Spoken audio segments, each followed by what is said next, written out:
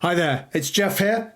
In today's video, we ask the question, is Donald Trump a mercantilist? Mercantilism is an economic theory and a practice that was dominant in the European continent roughly from the 16th through to the 18th century. Essentially, mercantilists believed that trade was a zero-sum game. In other words, if I win, you lose, and if you win, I lose. One country's gain was another country's loss.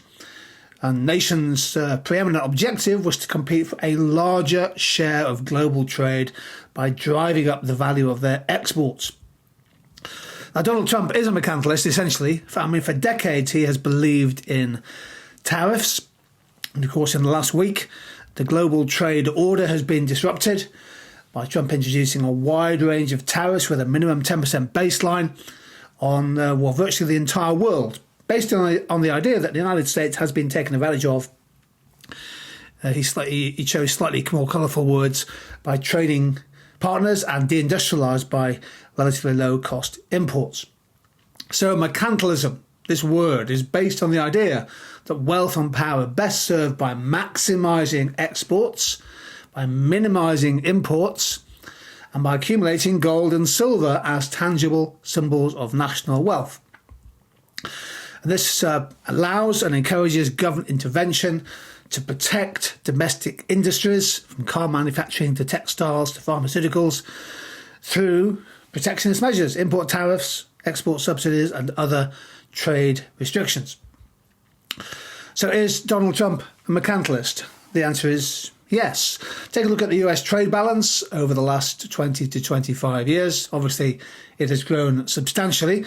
Import tariffs, announced last week, rise for countries running the biggest trade surpluses with the United States, the counterpart, of course, to the US trade deficit. So it's 20% for the European Union, 24% for Japan, 34% for China, which adds up to 54% if you include existing tariffs, over 45% for countries such as Vietnam and Cambodia. Trump's policies are mercantilist. First of all, if we go back to his first term, he had his America First approach, which emphasised reducing trade deficits. The elephant in the room was always that, but the adults in the room in his first term managed to hold him in check. Don't forget, Trump's quote, "To me, the most beautiful word in the dictionary is tariff, and it's my favourite word." Well, they introduced tariffs on Chinese goods, steel, aluminium in 2018, and of course we've had the huge multilateral tariff impositions in the last 10 days or so. Trump prefers a bilateral over multilateral trade deal. So he prefers one-on-one negotiations. He prefers to seal one-on-one deals, which allow him more power and control, more leverage. And fundamentally, Trump has often framed trade as a win-lose situation, which is the essence of the mercantilist approach.